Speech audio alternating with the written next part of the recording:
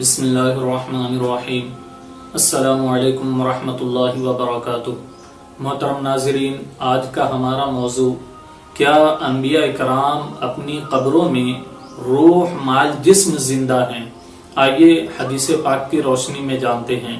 حضرت اوس ابن اوس رضی اللہ تعالی عنہ سے روایت ہے، آپ فرماتے ہیں کہ آقا صلی اللہ تعالی علیہ وسلم نے فرمایا، تمام دنوں میں افضل دن جمعہ کا دن ہے کہ اسی دن حضرت آدم کی تخلیق ہوئی اور اسی دن حضرت آدم کی روح کو قبض کیا گیا، اور یہی وہ دن ہے جس میں سور پھونکا جائے گا۔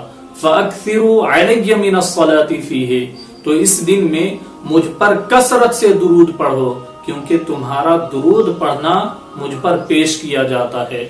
جب صحابہ کرام نے یہ سنا تو صحابہ نے عرض کیا، یا رسول اللہ صلی اللہ تعالی علیہ وسلم، ہمارا درود پڑھنا آپ پر کس طرح سے پیش کیا جائے گا؟ وقد ارمتا، حالانکہ آپ تو گلی ہوئی ہڈی ہو چکے ہوں گے۔ جب آقا صلی اللہ تعالی علیہ وسلم نے یہ سنا تو فرمایا، ان اللہ حرم علی الارض ان تأکل اجساد الانبیاء، کہ بے شک اللہ تبارک و تعالی نے انبیاء کرام کے جسموں کو کھانا زمین پر حرام کر دیا ہے، تو گویا کہ ان کے اجسام محفوظ ہے۔ اور مشکات شریف میں دوسری جگہ پر اسی حدیث کو ذکر فرمایا، اور اس حدیث میں فرمایا، فنبی اللہ حی یرزق، گویا کہ نبی زندہ ہے اور انہیں رزق دیے جاتے ہیں۔ اس حدیث پاک کو امام ابو داؤد نے بھی ذکر فرمایا ہے، ابن ماجہ میں بھی ذکر کیا گیا ہے، امام بحیقی نے بھی اس کو ذکر کیا ہے، اور امام حاکم نے اس حدیث کو صحیح مانا ہے، اور امام نووی فرماتے ہیں کہ اس حدیث پاک کی اسناد صحیح ہے۔ اب آئیے جانتے ہیں کہ اس حدیث پاک سے ہمیں کیا کیا تعلیم ملتی ہے۔ پہلی بات یہ کہ اس حدیث پاک سے معلوم ہوتا ہے کہ اگر اسلام میں کوئی اہم واقعہ گزرا ہو یا کوئی اہم تاریخ گزری ہو تو اس کو بطور یادگار منانا جائز ہے، لیکن وہ یادگار منانا عبادتوں کے ساتھ ہو، ریاستوں کے ساتھ ہو، نہ کہ لہو و لعب کے ذریعے۔ اور دوسری بات اس حدیث پاک سے یہ معلوم ہوتی ہے کہ انبیاء کرام اپنی اپنی قبروں میں روح مال جسم زندہ ہیں۔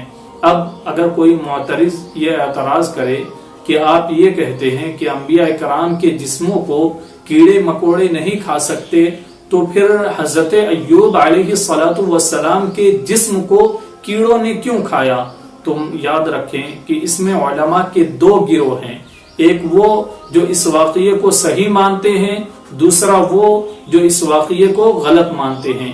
جو اس واقعے کو صحیح مانتے ہیں ان کا یہ کہنا ہے کہ دنیا میں بطور آزمائش ایسا ہو سکتا ہے، ان کے جسموں کو کیڑے کھا سکتے ہیں، جیسا کہ انہیں اگر زخم لگ جائے تو ان کے جسم سے خون نکل آتا ہے، ان پر ڈنک کا اثر ہوتا ہے، اور اسی طرح سے اگر ان پر جادو کیا جائے تو ان پر جادو کا بھی اثر ہوتا ہے۔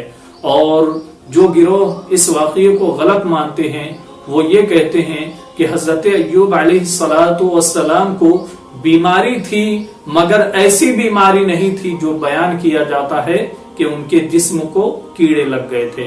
اب آئیے ایک اور دلیل سے جانتے ہیں کہ انبیاء کرام کے جسموں کو اللہ تبارک و تعالی نے کس طرح سے محفوظ رکھا ہے۔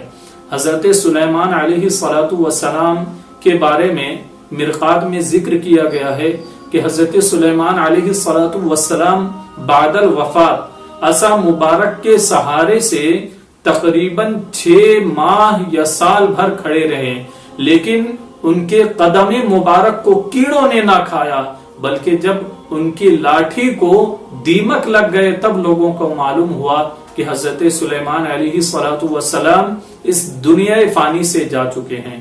اور اللہ تبارک و تعالی نے قرآن پاک میں فرمایا، وَاسْأَلْ مَنْ أَرْسَلْنَا مِنْ قَبْلِكَ مِنْ رُسُلِنَا، اے پیارے محبوب صلی اللہ تعالی علیہ وسلم، آپ ان رسولوں سے پوچھیں جن کو ہم نے آپ سے پہلے بھیجا۔